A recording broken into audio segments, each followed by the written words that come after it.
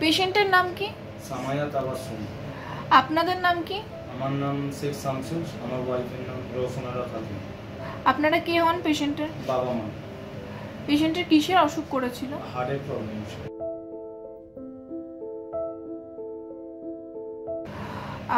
এখানে যে ট্রিটমেন্ট হয় নারায়ণাতে, সেটা কোথা থেকে জানতে পেরেছেন? আমরা গুগলে জানতে পেরেছিলাম।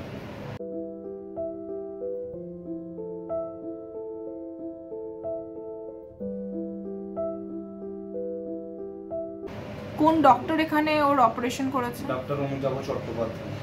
আর ওর অপারেশনের জন্য কোন ফাউন্ডেশন থেকে টাকা এসছে? কোশিকা ফাউন্ডেশন।